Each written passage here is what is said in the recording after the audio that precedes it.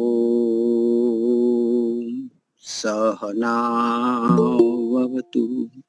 सहनौ भुनक्तु सह वीर्यं कर्वावहै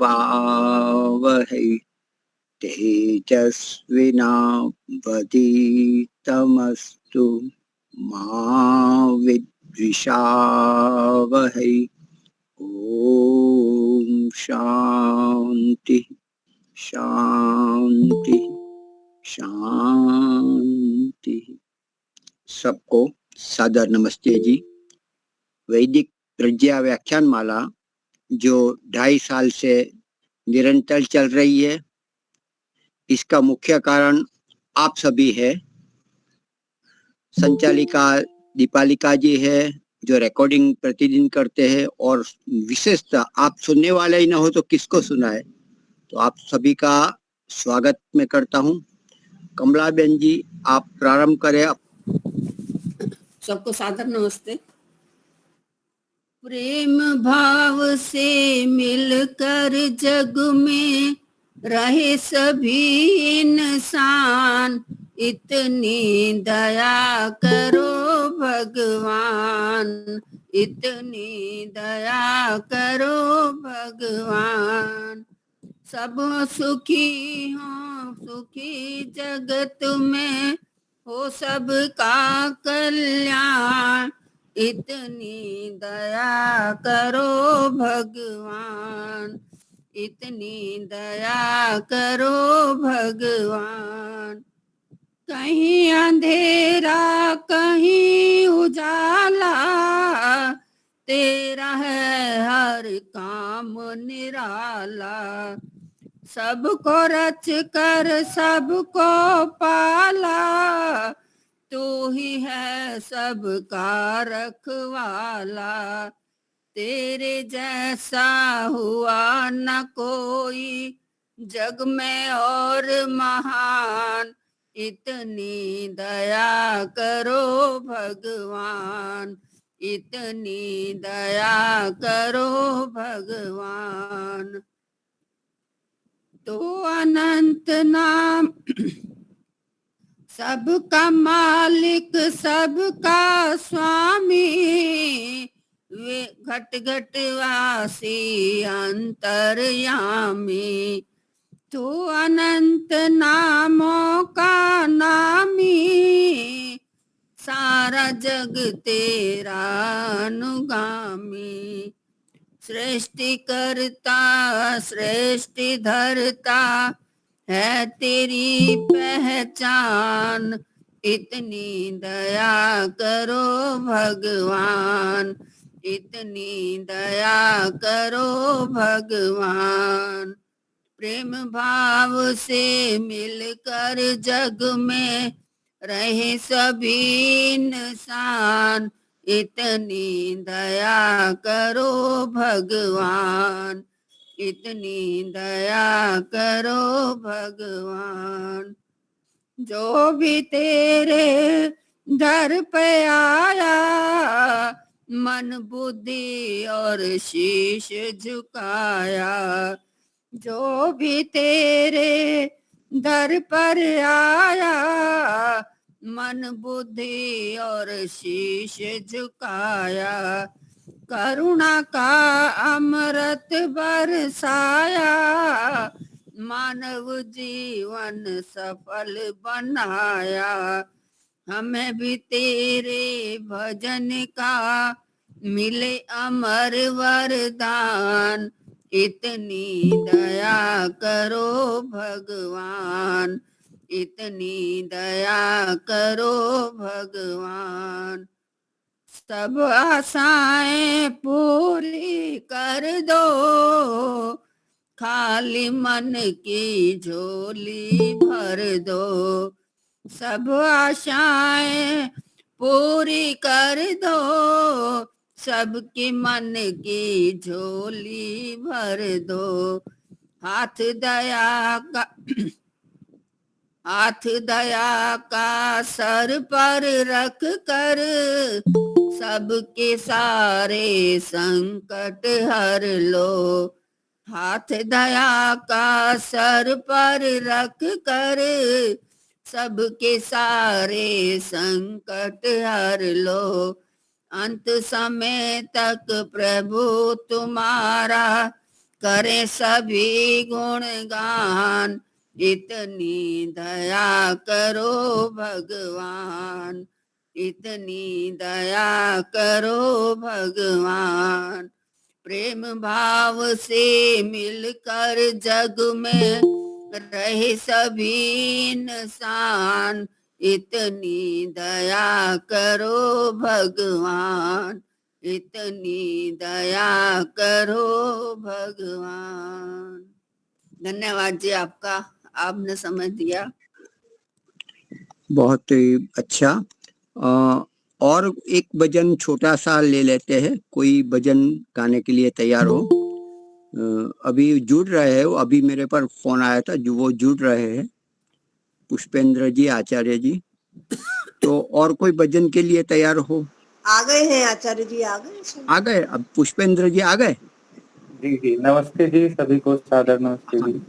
हाँ, तो हम प्रारंभ प्रथम जब पूर्णिमा के यज्ञ के लिए हम लाकरोड़ा दर्शन योग धाम गए थे, तो बजरंग मंदिर में वहाँ हमने हवन सभी आचार्य वृंद सभी मिलके हमने किया। तो परिचय में तो उन्होंने कहा कि बस विशेष कोई खास है नहीं। मैंने वहाँ सुंदरपुर जो रोहतक के पास है वहाँ गुरुकुल में गया था, अपने स्वामी ब्रह्म विदानंद जी को मैंने सुना, बहुत ही अच्छा लगा। और फिर धीरे धीरे जुड़ता रहा और जुड़कर यहाँ ब्रह्मचारी के रूप में दर्शन योग में आए और सारे दर्शन उपनिषद आदि जो जो पाठ्यक्रम है वो सारा पूरा किया और आचार्य दर्शनाचार्य की पदवी भी प्राप्त की। और वो बीटेक करने वाले थे, लेकिन ये मार्ग चुना कि इससे बढ़िया बीटेक तो बहुत मिलेंगे, लेकिन ये ऐसे ब्रह्मचारी आचार्य कहाँ मिलेंगे। तो इस प्रकार से अभी ये आचार्य के पद पर है और लाकरोड़ा में अपनी सेवा आदि प्रदान कर रहे हैं। तो आज हम वक्ता के रूप में हमने आकाशी, मैंने कहा 1-2 घंटे पहले कहा कि आप आज आप ले लेंगे ना, आके जरूर लूँगा। तो आज हमारे बीच में उपस्थित है, तो मैं निवेदन करता हूँ आप कोई भी विषय आप ले सकते हो और हमें उद्बोधन करें। पुष्पेंद्र जी, आचार्य जी। जी, एक बार ओम का उच्चारण करेंगे। ओम।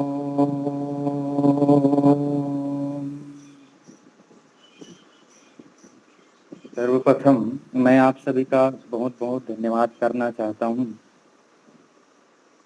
संयोजिका श्रीमती दीपालिका जी पंचाल, निवेदक श्री महेंद्र मुनि जी, सभी कार्यकर्तागण, श्रोतागण, मातृशक्ति, आज बहुत ही शुभ अवसर है। बहुत सारे पर्वों का समावेश एक साथ आज के दिवस में हुआ है। तो इसी विषय पे आज हम कुछ चर्चाएं करेंगे। ईश्वर की कृपा से हम अभी उपस्थित हैं।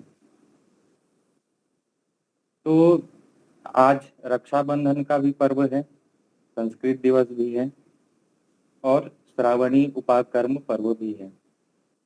ये तीनों पर्व आज भारतवर्ष में मनाया जा रहा है, जिसमें मुख्य रूप से वैदिक आर्य पर्व तो श्रावणी उपाकर्म पर्व है, किंतु जनमानस में जो प्रचलित रूप में है वो रक्षाबंधन का त्योहार है।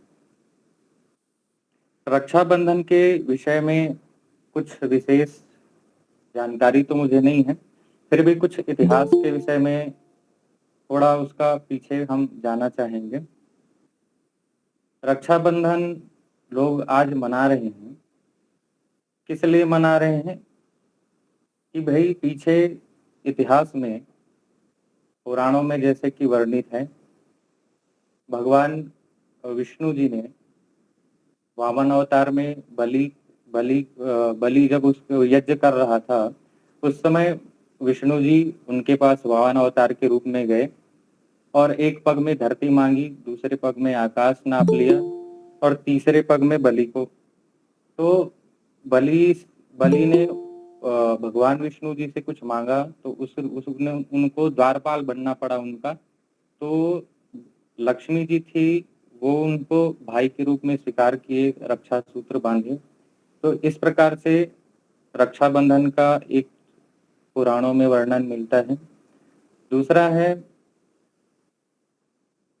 कि भगवान कृष्ण जी जब शिशुपाल का वध करते हैं अपने भाई का, उस समय उनकी उंगली कट जाती है, रक्तपात होता है। तो द्रौपदी जी थी, वो उनके हाथों में वो पट्टा बांधती हैं अपना साड़ी फाड़ के। तो ये एक कथा मिलती है। तीसरी है सची और इंद्र की कहानी। तो इसमें जब देवासुर संग्राम होता है तो इंद्र की रक्षा के लिए उनकी जो पत्नी थी वो एक रक्षा सूत्र बांधती है। तो रक्षा सूत्र बांधती है। तो इस तीनों कहानियों से हम पौराणिक जगत में रक्षाबंधन को आज मना रहे हैं, उन्हीं से हम सीखे हैं। तो इसमें कोई विशेष तर्क हमें समझ में तो आया नहीं, लेकिन अगर रक्षा का विषय है, रक्षाबंधन हम मना रहे हैं, तो बाल्यकाल में तो जो बच्ची होती है उसको अपने पिता को रक्षा सूत्र बांधना चाहिए। जब युवा हो जाती है तो अपने पति को बांधे, जब वृद्धावस्था में होती है तो अपने पुत्र को बांधे, क्योंकि विषय तो रक्षा का ही है। और इन तीनों कथाओं में कोई ऐसा तर्क तो आता नहीं है कि रक्षाबंधन भाई को ही बांधना है, क्योंकि इंद्र और जो सची की जो कथा आ रही है यहाँ पे, तो इंद्र और सची तो आपस में पति पत्नी थे, तो उन्होंने रक्षा के लिए इंद्र को बांधा। तो इससे उसकी रक्षा नहीं हुई, उनकी पत्नी की रक्षा नहीं हुई, किंतु देवासुर संग्राम के समय उनके पति की रक्षा हुई, इंद्र की रक्षा हुई। तो इस प्रकार से कथाएं हैं। तो हमें इस प्रकार की भ्रांतियों को भी समझना चाहिए कि किस प्रकार से है। फिर अगला जो हमारा विषय है ये संस्कृत पर्व के संस्कृत दिवस है आज। तो मैंने कल आप लोग का जो वीडियो था वो आपने मुझे लिंक भेजे थे, तो मैंने थोड़ा सा देखा और सुना भी उसमें। तो आप लोग बहुत सुंदर उसमें संस्कृत बोल रहे थे और उद्बोधन कर रहे थे। तो मैं कुछ पूछना चाहूँगा इसमें, आप लोग संस्कृत के विषय में जो पढ़ रहे हैं, कर रहे हैं, तो इसके पीछे आप लोग का उद्देश्य क्या है, कोई बता पाएंगे मुनि जी? वेद को, मंत्र को अच्छी तरह से जान सके अपने स्वतंत्र रूप में, बस यही है। अच्छी बात है। दीपलिका माता जी, आप बता पाएंगी?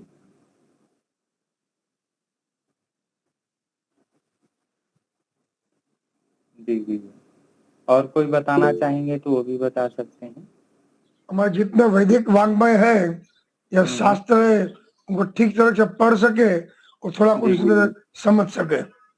जी जी जी, बहुत सुंदर। तो देखिए, संस्कृत को ना पढ़ने से हम अपनी संस्कृति से नहीं जुड़ पाते हैं। जैसे समाज में आप देखिए, हम अंग्रेजी पढ़ते हैं तो हम उन्हीं लोगों को पढ़ते हैं, उनकी भाषाओं को पढ़ते हैं, तो उनकी संस्कृति से हम जुड़ते हैं। जब उनकी संस्कृति से जुड़ते हैं तो उनके आचरण को हम अपने जीवन में लाते हैं, और उनका जो जीवन है, उनकी जो जीवनचर्या है, दिनचर्या है, वो बहुत ही उल्टी पुल्टी है। उससे ना तो हमारा कल्याण होने वाला है, मानव समाज का कल्याण होने वाला है। सब प्रकार से भौतिकवाद की अधिकता होगी और भौतिक विकास हो सकता है, किंतु जो मूल विकास है मानव का, मानव जीवन प्राप्ति का जो मूल उद्देश्य है, हमारी आत्मिक उन्नति, वो हमसे दूर हो जाती है। किंतु अगर हम संस्कृत को पढ़ते हैं तो हम अपनी संस्कृति से, हम अपने पूर्वजों से, अपने आदर्शों से हम जुड़ पाते हैं। हमारे आदर्श संस्कृत के ज्ञाता जो भी रहे हैं, महर्षि पतंजलि, महर्षि पाणिनि, महर्षि गौतम, महर्षि कणाद, उससे भी पूर्व जो 4 ऋषि वेदों के हुए हैं, इन सब से हम जुड़ते हैं। और इनसे जब जुड़ते हैं तो हमारे आदर्श भी वे बनते हैं, उनके बारे में जानते हैं, पढ़ते हैं, सुनते हैं।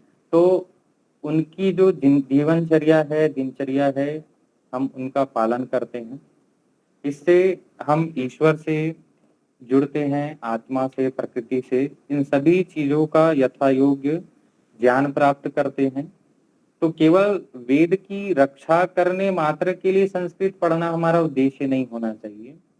वेद की, वैदिक साहित्यों की रक्षा तो होनी ही है, इससे हमारी संस्कृति की रक्षा होगी संस्कृत पढ़ने से।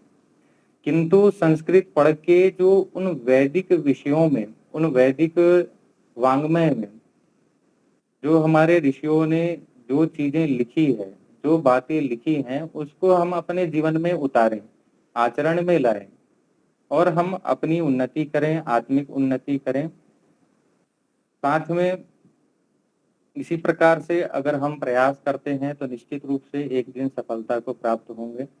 तो संस्कृत पढ़ने का उद्देश्य केवल बोलने तक अथवा वेदों को पढ़ रहे यहीं तक ना रखें, किंतु उसको जानकर विवेक वैराग्य को उत्पन्न करके आगे आत्मा परमात्मा को जान के अपने उत्तम धार्मिक कर्मों को करते हुए अगले जन्मों को और मोक्ष को हम सुदृढ़ करें।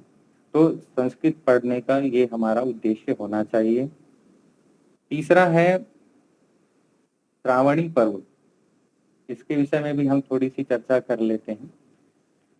श्रावणी पर्व एक वास्तविक में वैदिक पर्व है। इसके विषय में अभी भी हमें कोई विशेष इतिहास तो नहीं मिलता है, तो इतिहास में हम नहीं जाएंगे, किंतु तर्क से हम समझ सकते हैं कि जब ईश्वर की वाणी, वेद नित्य है, क्योंकि ईश्वर नित्य है तो उनका ज्ञान भी नित्य है, उनके द्वारा बनाई गई जो व्यवस्था है वो भी नित्य है। तो ये जो श्रावणी पर्व है, ये भी हमारा जो पर्व है वैदिक पर्व, वो नित्य ही है एक प्रकार से, क्योंकि जब भी वैदिक पद्धति को मानने वाले व्यक्ति होंगे तब इस पर्व को मनाया जाएगा। तो इसलिए इस श्रावणी पर्व में हमें अपनी उन्नति के लिए एक अवसर मिलता है। तो इसमें करते क्या है कि जो हमारे पूर्व आचार्य हैं, ब्रह्मचारी हैं और भी जितने भी वर्णाश्रम व्यवस्था को मानने वाले हैं, जनेऊधारी जो हैं, इस दिवस अपने यज्ञोपवीत का परिवर्तन करते हैं और जो नवीन ब्रह्मचारी हैं वो यज्ञोपवीत धारण करते हैं। तो इस यज्ञोपवीत को धारण करते हैं तो जिनमें अगर योग्यता होती है तो उसी दिन उनका उपनयन, वेदारंभ संस्कार भी कर दिया जाता है। और इसका उद्देश्य ये होता है कि इन 3 धागों में, जो 3 दुखों से छूटना या 3 ऋणों से छूटना, ये भी हमारा उद्देश्य होता है कि नवीन ब्रह्मचारी जो पढ़ रहा है वो इन्हीं 3 उद्देश्य को लेकर विद्या का अधिकारी बनता है कि हम आगे इन्हीं 3 तत्वों को जानें, इन तत्वों को पहचानें और आगे विद्या को प्राप्त करते हैं। और जो नए मतलब जो जिन्होंने अपना यज्ञोपवीत परिवर्तन किया है, वे लोग के उन लोगों के लिए भी एक अवसर होता है इस पर्व पर कि वे संकल्प करते हैं कि हमने जो पढ़े हुए हैं, जो हमने पिछले अभ्यास किए हैं, उन सब की आवृत्ति करें, वेदों को पढ़ें। तो ये श्रावणी पर्व 4 मास का होता है। इस दिन आरंभ होता है, वर्षा काल का चातुर्मास मास होता है। तो इस काल में हम वैदिक पर्व को मनाते हैं। इसमें समान रूप से सभी वर्ण और आश्रम वाले उपस्थित होते हैं। जो श्रावण पर्व है ये श्रावण मास में मनाया जाता है। तो इसमें थोड़ी सी हम चर्चा करते हैं कि जो श्रावण मास है ये श्रवण नक्षत्र में आता है। मतलब चंद्रमा जब श्रवण नक्षत्र में गति करती है तब श्रावण मास कहते हैं। तो उसी के नाम पर ये श्रावणी पर्व रखा गया है इसका नाम। जैसे जब कृतिका नक्षत्र में चंद्रमा होती है तो उस समय कार्तिक मास होता है, और मृगशिरा नक्षत्र में जब चंद्रमा की गति होती है तो उस समय मार्गशीर्ष। तो ये हमारा जो ये पर्व है और इसका जो नामकरण है ये भी वैज्ञानिक है एक प्रकार से। अब इसमें जो चारों वर्णों के व्यक्ति होते हैं उनमें उनके लिए इस ऋतु में अवसर होता है। वैश्यों के लिए होता है और जो क्षत्रिय वर्ण होते हैं ब्राह्मण के लिए होता है। इन सब के लिए अवसर होता है। वैश्यों के लिए वर्षा काल में कोई विशेष व्यापार आदि का नहीं होता है। साथ में क्षत्रिय व्यक्ति को युद्ध लड़ने नहीं जाता है। ब्राह्मण व्यक्ति के लिए तो है ही कि वे शास्त्रों में कहा है कि साल भर वो अपना साधना करे, मौन रहे, वे अभ्यास करे और जो वर्षा काल में अपने जो भी पढ़े सुने अनुभव को देश राष्ट्र समाज के लोगों को पहुंचाए, उनकी शंकाओं का समाधान करें। तो ये ब्राह्मण सन्यासी के लिए कर्तव्य भी है। और सभी लोग एक जगह एकत्रित होकर वेदों को पढ़ने का संकल्प करते हैं। चारों वेदों को पढ़ना तो संभव नहीं, किंतु 4 मास में बहुत अधिक हम पढ़ सकते हैं। तो हमें भी इस पर्व को इसी रूप में मनाना चाहिए और संकल्प लेना चाहिए कि हम इस श्रावणी पर्व को मनाएं। हम भी अपने जीवन में संकल्प लें, वेदों को पढ़ें। संस्कृत दिवस और श्रावणी पर्व का यही हमारा संकल्प होना चाहिए, उद्देश्य होना चाहिए मनाने का, कि हम इनको पढ़ें और अपने जीवन में आचरण में लाएं। और श्रावणी पर्व में ये जो पर्व है इसमें एक धातु है परिपूर्ण, इसका अर्थ है पूर्ण करने वाला। तो ये जो पर्व है हमें किस प्रकार से पूर्ण कर सकता है, इस पर भी हमें विचार करना चाहिए, क्योंकि पर्व का अर्थ ही है पूर्ण करने वाला। तो कैसे पूर्ण करेंगे, आप में से कोई बता सकते हैं? ये श्रावणी पर्व हमें कैसे पूर्ण कर सकते हैं? माता जी आप बताएंगी? वेदों का श्रवण करना, ऐसी आयोजन करने हैं कि वेदों का श्रवण किया जाए। जी, और कोई? आप माता जी? जी जी जी। इससे आप पूर्ण हो जाएंगे? हाँ क्योंकि पर्व तो पूर्ण करने वाला है, तो भाई यज्ञ करने और हवन करने मात्र से पूर्ण हो जाएंगे? नहीं, जो जो वेद पाठी हैं या जो वेदों के लिए कार्य कर रहे हैं उनको हम बुलाएं और उनका सम्मान करें, उनको ये कार्य दें तो उनका भी अपना आगे अच्छा चले जी जी। जीवन। मुनि जी आप बताएंगे कैसे पूर्ण हो सकते हैं हम? ये मतलब ये श्रावणी श्रवण पर्व हमें करे, कैसे? श्रवण करे, मनन करे, निधिध्यासन करे और फिर वर्तन में साक्षात्कार करे। ठीक है, आपका उत्तर कुछ ठीक है। तो देखिए ये श्रावणी पर्व, ये पर्व इसीलिए इसका नाम है क्योंकि पूर्ण करने वाला है। और आप लोग को अपने आप में क्या लगता है, मैं पूर्ण हूँ या अधूरा हूँ, क्या लगता है?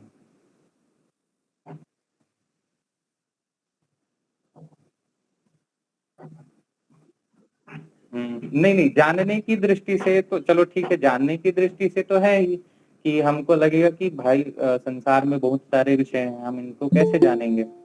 और एक व्यक्ति के लिए सभी विषय को जानना संभव ही नहीं है। हर कोई ना कंप्यूटर बनाना जान सकता है, ना विमान बनाना जान सकता है। हर कोई आयुर्वेदाचार्य भी नहीं हो सकता, हर कोई योगी भी नहीं हो सकता। लेकिन फिर भी आपको लगता तो होगा ना कि मैं किसी विषय में पूर्ण हूँ, कहीं तो पूर्ण हूँ, या ऐसा लगता है कि आधा अधूरा? नहीं, ऐसे ही हम जिस लक्ष्य की ओर जाना है हमें, उस लक्ष्य में हमने केवल मात्र कदम ही रखे हैं, आगे बहुत कुछ करना है, इसलिए हम अपूर्ण हैं। जी जी। तो एक पक्ष तो ये है, और दूसरा है कि जैसे कोई व्यक्ति है, जैसे उसका एक्सीडेंट हुआ और हाथ पैर कट गए, तो जब हाथ पैर आदि उनके कट गए तो उस समय तो उसको लगता है ना कि मैं कुछ आधा हो गया, लगता है ना? आप लोगों को भी लगेगा कि भाई मुझे भी लगेगा कि कुछ तो चला गया, मेरा हाथ कट गया तो कुछ आधा हो गया। लेकिन फिर कुछ दिनों बाद क्या लगेगा उसको कि मैं आधा ही हूं या पूरा ही हूं?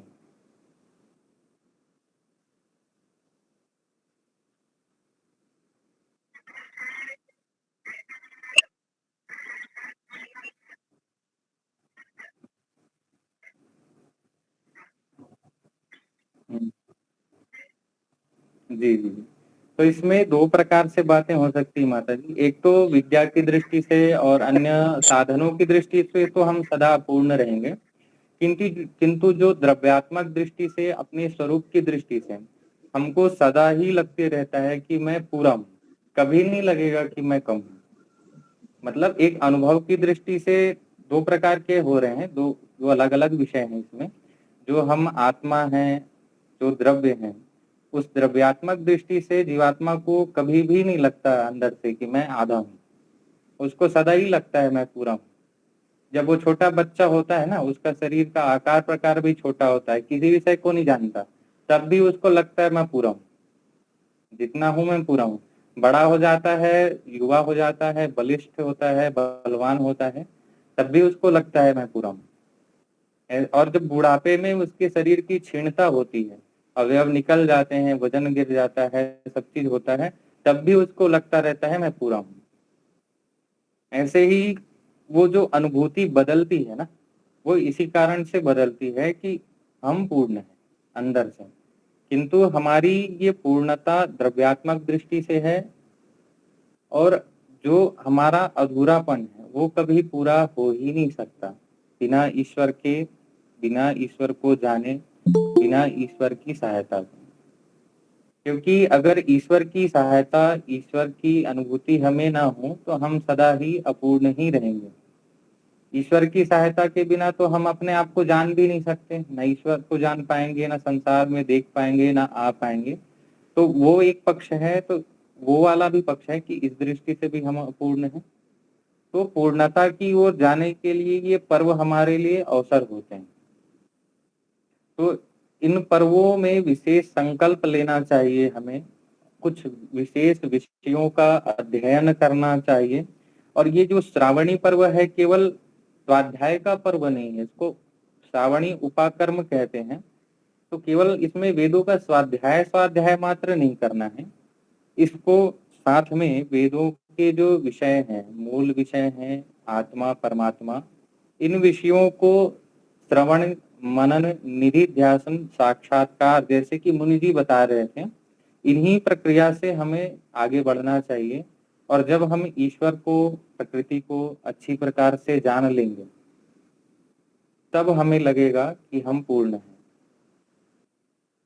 तो इस पर्व को हम अगर पूर्णता की ओर ले जाना चाहते हैं तो जीवन में हमें इन्हीं विषयों को जानना चाहिए, आत्मा को, परमात्मा को और प्रकृति को।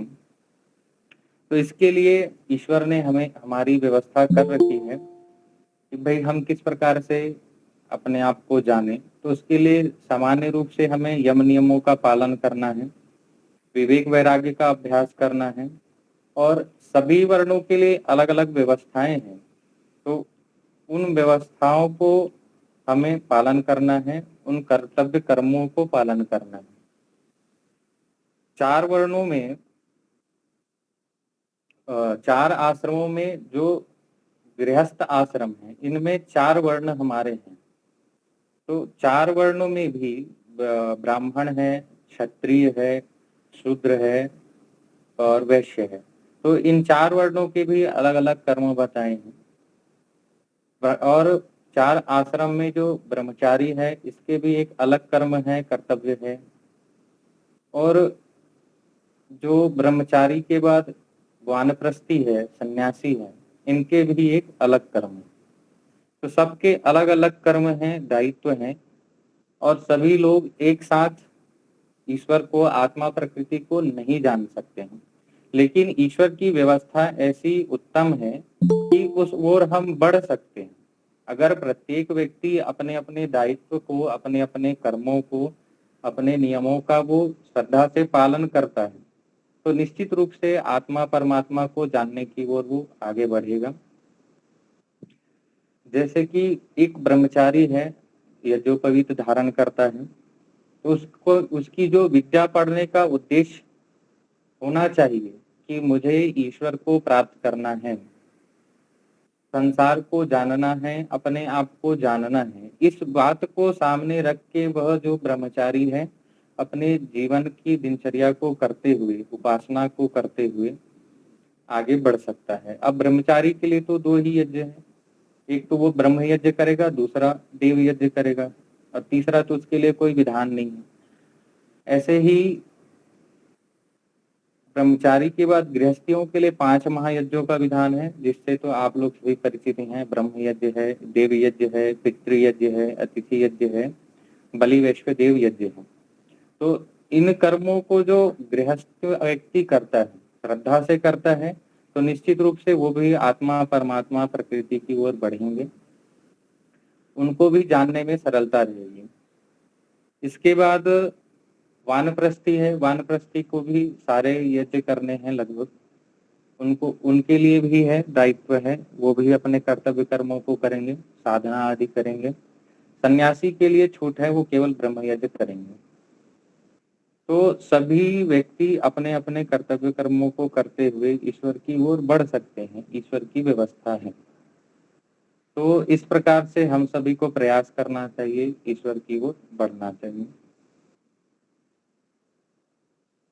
तो इस प्रकार से हम प्रयास करेंगे थोड़ा सा अभी जानने का,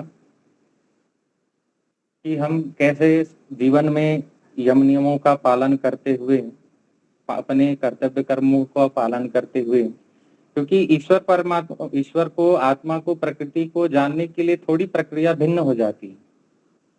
केवल इतने तक ही सीमित नहीं रहना होता है, कुछ विवेक वैराग्य को भी जीवन में धारण करना होता है।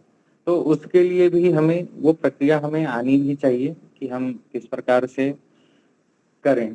तो एक सामान्य चिंतन की दृष्टि से है कि हम मानते हैं कि संसार में ईश्वर है, प्रकृति है। आप लोग लगभग 2.5 वर्ष से जुड़े हुए हैं, और जैसे कि मुनि जी ने बताया, आप लोगों का ये समूह चल रहा है, और स्वामी विवेकानंद जी और अन्य अनेक विद्वान आते रहते हैं, तो आप आर्य समाज से अच्छी प्रकार से परिचित हैं।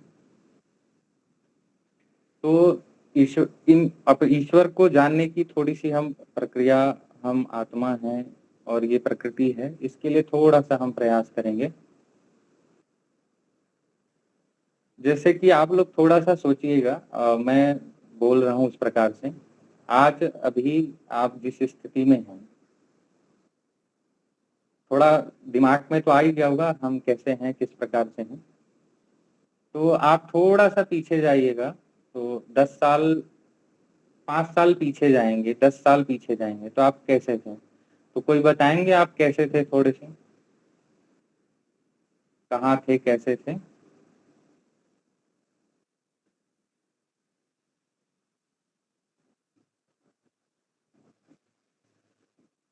हम्म।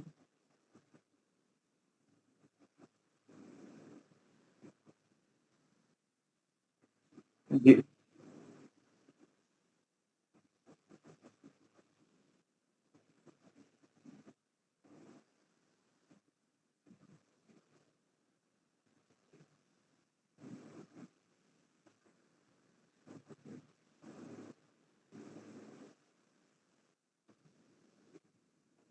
हम्म।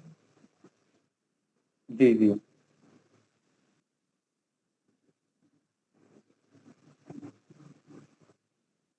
जी जी जी।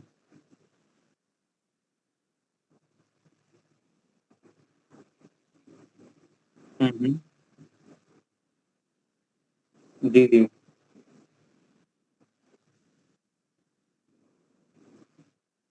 जी जी।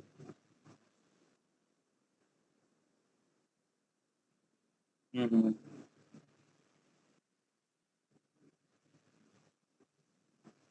जी जी जी। और उससे 10 साल पीछे जाएंगे तो और कैसे थे, आपकी स्थिति कैसी थी? अभी कितने वर्ष के हैं माता जी आप? अच्छा अच्छा, ठीक है। तो आज से 20 साल पहले आप कैसी थी, किस स्थिति में थे, कुछ दिमाग में आया? आप लोग भी साथ में ना ऐसे सोचते रहिए, जिस उम्र में आप लोग हैं, और सभी लोग अभी थोड़ा सा और पीछे जाइएगा साथ में, कि आप जब 20 वर्ष की युवावस्था में आप लोग सभी थे, तो कैसे दिखते थे, कैसे थे? थोड़ा दिमाग में आ गया होगा, सभी सभी अपना करिए। उससे 10 साल पीछे और जाइएगा, वो भी दिमाग में आएगा कि कैसे थे। अब उससे, अब आप सभी 5 वर्ष के जब थे, तब कैसे थे, थोड़ा दिमाग में आ रहे हैं? कुछ तो आ रहा होगा कि मैं ऐसा था, यहाँ था। अब थोड़ा और पीछे जाएंगे तो 2 वर्ष के थे तब की स्थिति याद आ रही है क्या? किसी को याद आ रही है? आप सभी जब 2 वर्ष के थे तो वो वाली स्थिति याद आती? नहीं आती, किसी नहीं। को नहीं आती, नहीं है ना। लेकिन हम थे ना उस समय। हाँ जी थे। जी जी। तो उससे भी पीछे थोड़ा और जाएंगे, 1 वर्ष के पहले, तब कहाँ थे आप? माँ के गर्भ में। माता के उदर में थे। माता के उदर में थे, ठीक है। आपने देखा है, आपने अनुभव किया है, आपको स्मृति है इसकी? बिल्कुल नहीं है, तो कैसे बता रहे हैं आप? ये अभी बाद में कुछ पढ़ा सुना इसलिए पता पढ़ा चलता है, है। सुना है, बस उसी के अंदाज सिनेमा की में। अवस्था होती है। और हाँ बच्चे जी। को देखते हैं तो हम भी अनुमान करते हैं कि हम भी वैसे ही होंगे। अनुमान। खाना पीना क्या पढ़ते थे, क्या मार्क्स आता था, कुछ मालूम नहीं। जी जी जी, ठीक बात। तो ये दोनों प्रकार से हम जानते हैं, एक तो शब्द प्रमाण और अनुमान। प्रत्यक्ष की स्थिति तो हमारी उस समय होती नहीं है, तो ठीक है। और उससे भी पहले, और माता के गर्भ से पहले कहाँ थे? कुछ पता नहीं। पिता के शरीर में एक और शब्द प्रमाण मिलता है ना कि भाई पिता के शरीर से आगे होके सही जीवात्मा। तो अंतिम यहाँ तक हमें स्थिति हमारी रहती है कि भाई चलो यहाँ तक रहेंगे। लेकिन आप देखिए कि माता के शरीर में हम आए हैं, ये बात तो तय है। हम जो आए हैं हमें ही नहीं पता है कि हम किस रूप में वहां आए, कैसे हमारा शरीर वहां बन गया, किस प्रकार से उसकी रचना हुई, निर्माण हुआ, कैसे कैसे हृदय बने, आंख बने, हड्डियां बनी, मस्तिष्क बना, रक्त बना, ये सारी चीजें क्या हमें पता है? बिल्कुल नहीं। अच्छा, तो फिर कैसे मतलब किसी को तो पता होना चाहिए ना, माता पिता को या किसी को। उनको भी नहीं मालूम। उनको तो भी नहीं ईश्वर पता। का कार्य है, ईश्वर ही जाने, ईश्वर ने बनाया है। तो ठीक ठीक माता जी। तो यही से है कि और संसार में जितने भी डॉक्टर हैं, इंजीनियर हैं, किसी को भी आप ले लीजिए साथ में और उनको भी पूछ लीजिए, उनमें से कोई नहीं बता पाएगा कि ये कैसे बना, किसने बनाया। तो इससे हम देखते हैं कि हमने तो बनाया नहीं, माता पिता ने नहीं बनाया, तो सीधी सी बात है कि बनाने वाला कोई तीसरा होगा हमसे, तो उसी को हम ईश्वर कहते हैं। तो इस प्रकार से छोटे छोटे रूप में हम ऐसे चिंतन करेंगे शब्द प्रमाण से, अनुमान से, तो हमको भी बनाने वाला ईश्वर है, माता पिता नहीं है, संसार के दूसरे व्यक्ति नहीं है, प्रकृति भी नहीं है। तो इस प्रकार से हम विचार कर सकते हैं। और साथ में वैराग्य के लिए है कि भाई ईश्वर के साथ साथ अपने स्वरूप को भी जानना और थोड़े संसार के भी स्वरूप को भी जानना चाहिए। तो संसार के स्वरूप को जानने के लिए दर्शनों में आना पड़ता है थोड़ा सा, उसमें थोड़ी से अच्छे से बताते हैं ऋषि लोग कि भाई संसार कैसा है, क्या है। तो संसार के विषय में अनित्य, प्रत्येक चीज में आप देखेंगे संसार में सारा चीज अनित्य है। भले हमें भीतर से लगता रहता है कि हम नित्य हैं, लेकिन ऐसा कुछ नहीं है। नित्य वो इसलिए लगता है कि हम हैं ही वास्तविक में नित्य, लेकिन जिस रूप में हम मान के अपने को नित्य कहते हैं वैसा नहीं होते हैं हम। जब भी अपने को जब युवावस्था में होते हैं तब लगता है कि हम तो नित्य हैं, हमें क्या होने वाला है, हम क्या मरेंगे। बस बुद्धि में मोटी मोटी बात आ जाती है कि भाई हम इस वर्ष कुछ समय बाद मरेंगे, 80 साल बाद, 100 साल बाद मरेंगे, अभी तो बहुत दूर है, ऐसी स्थिति आती है। लेकिन भीतर से हम अपने को नित्य मानते हैं। तो इस चीज को भी जानना चाहिए कि संसार अनित्य है, शरीर अनित्य है, सारा चीज अनित्य है, माता पिता अनित्य है। ऐसे ही ये शरीर अपवित्र है, घृणित पदार्थ है, और हम जो हैं वो नित्य हैं। ये वाला चीज भी हमारे दिमाग में रहना चाहिए। और आप देखेंगे कि हम इस शरीर को ऊपर से तो ऐसे मानते पवित्र हैं, बड़ा सुंदर सा लगता है, चमकता सा, सुंदर सुंदर सुडो शरीर। लेकिन अगर आपके जो शरीर है उसी को थोड़ा सा छोड़ दीजिए और अपने शरीर कमरे में देखिएगा कि यहाँ हड्डी मांस पड़ा हो, रक्त पड़ा हो, मलमूत्र पड़ा हो और विभत्स हो, एकदम दुर्गंध सी आए, तो आपका उस कमरे में कोई रहना चाहेगा क्या? नहीं रहना चाहेगा ना। तो वहां से भी वो व्यक्ति को घृणा हो जाती है। तो ऐसा क्यों हुआ, कोई बता पाएंगे? जब हम अपने शरीर में ही हैं तब तो हमें कोई घृणा नहीं हो रही है। हमारे अंदर जो अहंकार तत्व है ना, अहंकार तत्व जब तक शरीर के ऊपर चमड़ी का लेपन लगा है ना, इसलिए बाहर से खूबसूरत दिखता है, लेकिन खोल के देखा जाए तो पता चलता है कि नस नाड़ियां रक्त कैसे कैसे ईश्वर रचना बनाई है। ये भी कारण है, लेकिन और कोई बताना चाहेंगे कि भाई ऐसा क्यों हो जाता है? अविद्या। हाँ, अविद्या तो है ही, अविद्या है ही, लेकिन हम एक चर्चा कर रहे हैं अभी कि भाई इसका मूल कारण क्या है, ऐसा क्यों हो जाता है कि मतलब शरीर जब शरीर में है तब तो अपने आप को लग रहा है बहुत सुंदर है, पवित्र है अरे और जी, अच्छा लगता शरीर है। है जभी तो हम महसूस कर रहे हैं कि हम आत्मा है, बिना शरीर के हम कैसे महसूस करें? हाँ माता जी, अच्छी बात है, लेकिन मैं कह रहा हूँ, मेरी बात को आप समझिए, ऐसा क्यों हो जाता है कि उसी शरीर से घृणा भी हो जाती है और वही शरीर अच्छा भी लग जाता है? जब हाथ में जैसे नाखून आदि होते हैं ना, तो जो लगे होते हैं लंबे लंबे नेल पॉलिश लगाए हुए, तो कितने सुंदर सुंदर लगते हैं। यहाँ हमारा स्वार्थ रहता है।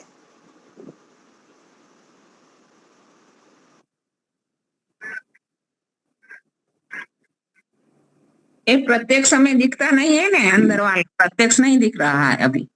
जी जी माता जी, ये भी कारण है, प्रत्यक्ष नहीं दिख रहा है, लेकिन दिख भी जाता है तो भी तो इतनी घृणा नहीं होती है ना। नहीं होती है ना। रोज रोज ब्रश करते हैं, रोज ब्रश करते हैं तो घृणा होती है क्या? मुंह साफ करते हैं तो कोई घृणा होती है क्या? ऐसी कोई विशेष घृणा नहीं होती है ना। लेकिन वो वही कह रहा हूँ, ये जी जी, ये दोनों प्रकार की अनुभूति अपने अंदर है कि कभी तो घृणा होती है, कभी नहीं होती है। तो वो नहीं होती है, उसी पे तो मेरा प्रश्न था कि हमें ये घृणा क्यों नहीं होती है और ये घृणा क्यों हो जा रही है। कोई और मुनि जी, आप अनुभवी हैं, आप बताना चाहेंगे? अपना अभी मानते तो जितना जितना सूक्ष्म की ओर जाते हैं तो वो वास्तविक सत्य प्रकट होता जाता है, तो उससे वैराग्य होता है, ऐसा ईश्वर का नियम है, जी।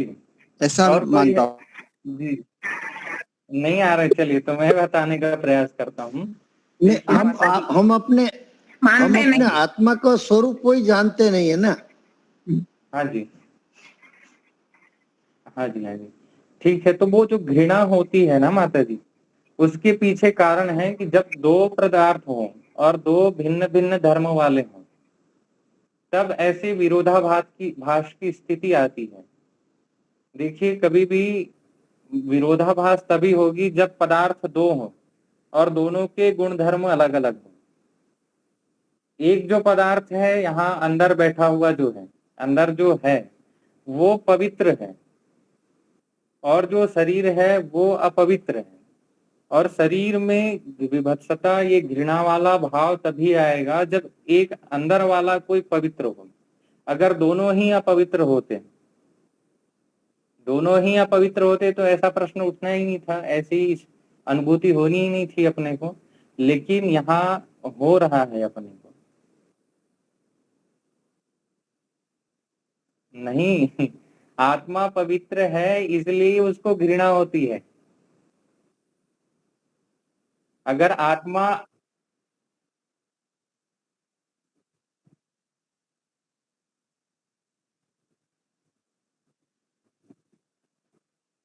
नहीं नहीं नहीं, बिल्कुल नहीं माता जी, ऐसी बात नहीं है। घृणा नहीं हो रही है उसके पीछे कारण दूसरा है, और घृणा हो रही है उसके पीछे कारण ये है कि घृणा हो रही है वो इसलिए होती है कि दो पदार्थ हैं और दोनों के गुण धर्म अलग अलग है। शरीर जो है वो अपवित्र है, घृणित पदार्थ है, विभत्स है, लेकिन जो अंदर बैठा हुआ है, जो अनुभव कर रहा है, वो पवित्र है, अत्यंत पवित्र है, इसलिए घृणा होती है उसको, क्योंकि दोनों में, ठीक है, घृणा हो रही, क्योंकि विरोध गुण है ना दोनों में। तो इससे क्या बात सिद्ध होती है कि हम एक नहीं है, हम दो पदार्थ हैं, एक तो शरीर और दूसरा आत्मा, ठीक है। और दूसरा आपका प्रश्न था कि घृणा नहीं होती है, तो उसके पीछे दूसरा कारण है कि हम उसको अपना स्वरूप मान लेते हैं। हमें जो इंद्रियों की जो न्यूनता है ऐसा विवेक नहीं है, ऐसा तत्व ज्ञान नहीं है। तो इस कारण से हम मान लेते हैं कि ये जो है वो मैं ही हूँ। तो जब मैं मान लेते हैं ना, और अंदर की चीजें हमें, जैसे माता जी बता रही थी कि इंद्रियां जो है अंदर की चीजों को नहीं देख पाती है, तो नहीं देख पाती तो उसको ज्ञान नहीं होता है, तो ज्ञान नहीं होता है तो सीधी सी बात है उसको अपना स्वरूप लगता है, वो उससे जुड़ा हुआ है। तो अनुभूति एक हो जाने के कारण उसको घृणा नहीं होती है। तो इसी के कारण से हम,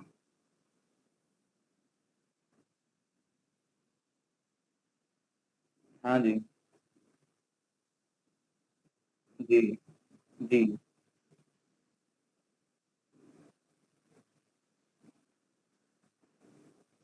जी, जी। तो ये जो आपने जाना ना माता जी, ये शाब्दिक स्तर पे है।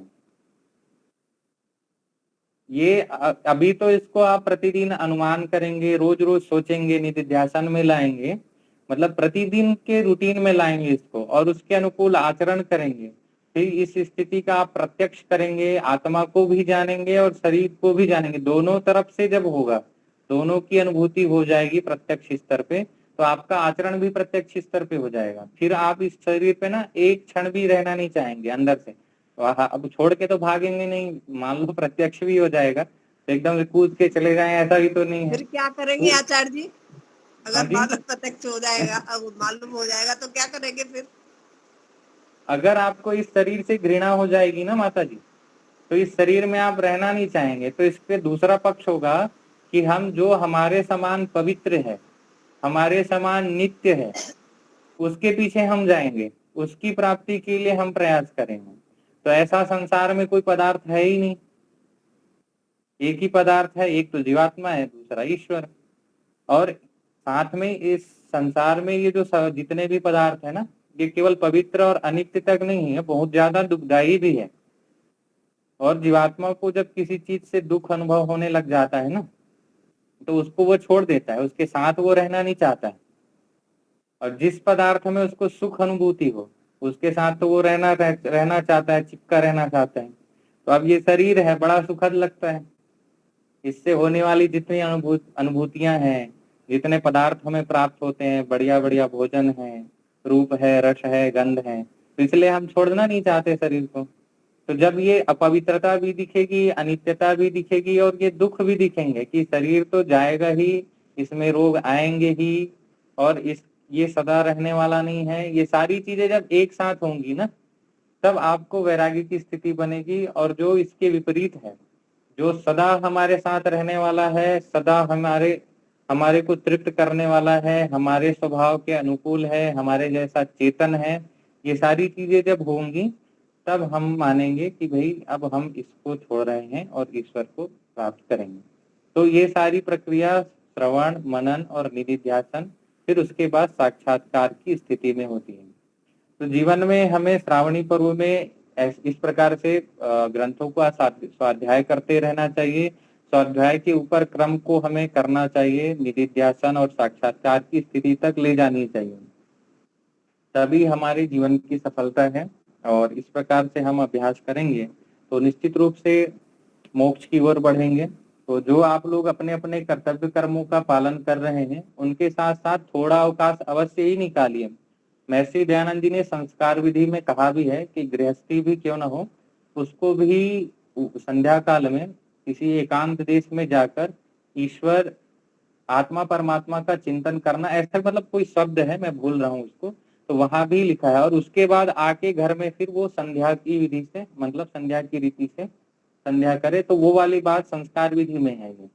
तो ये जो जंगल में जाके जो आत्मा परमात्मा का चिंतन करने वाली जो बात कह रहे हैं ना, वो इसी वैराग्य के लिए है। इस समय को ईश्वर को जानने के लिए, प्रकृति को, शरीर को, आत्मा को जानने के लिए प्रयास करना चाहिए। और फिर अन्य समय में जब हम घर में आ गए, तो उस समय हम अपना ब्रह्म यज्ञ करेंगे, देव यज्ञ करेंगे, पितृ यज्ञ करेंगे, अतिथि यज्ञ, बलि वैश्वदेव, इन सारे कर्मों को करना हमें चाहिए। तो इस प्रकार से हमें इस श्रावणी पर्व से लाभ उठाना चाहिए और अपने संस्कृति को आगे बढ़ाना चाहिए, जिससे हम प्रत्येक व्यक्ति तो सुखी हों। जो जो व्यक्ति इस सिद्धांत को जानता है, समझता है, इस मार्ग में चल रहा है वो अन्यों की अपेक्षा से बहुत अधिक सुखी है।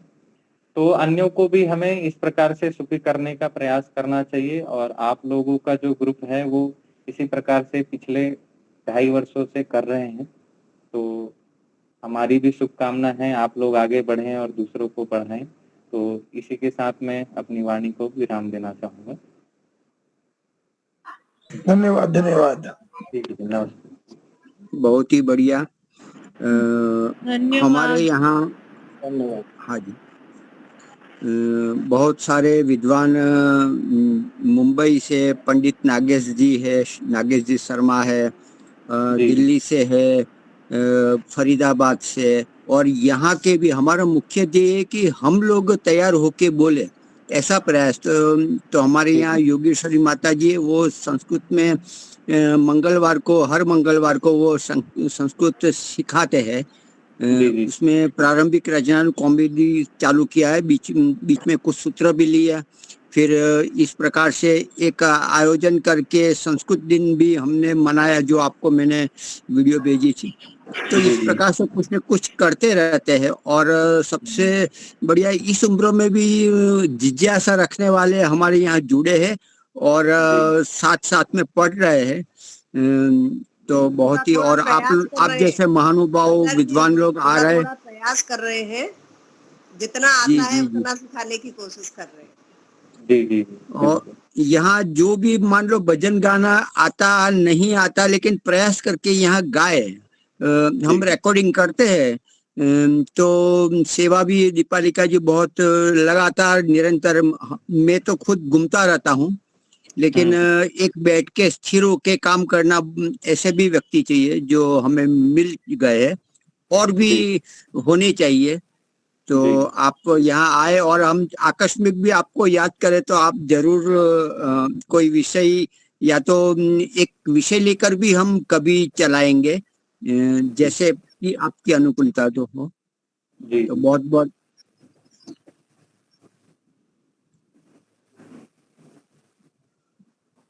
जी बिल्कुल, आप लोग के आशीर्वाद हम पर बना रहे तो हम आएंगे और प्रयास करेंगे। और मुझे भी इतना नहीं आता है, मैं भी अभी नया विद्यार्थी ही हूँ, अभी तो कुछ पढ़ के ही निकला हूँ। और आप लोग तो काफी पुराने समय से, मुनि जी तो स्वामी सत्यपति जी के समय से हैं और उनका अनुभव ज्यादा है, अनुभवी है।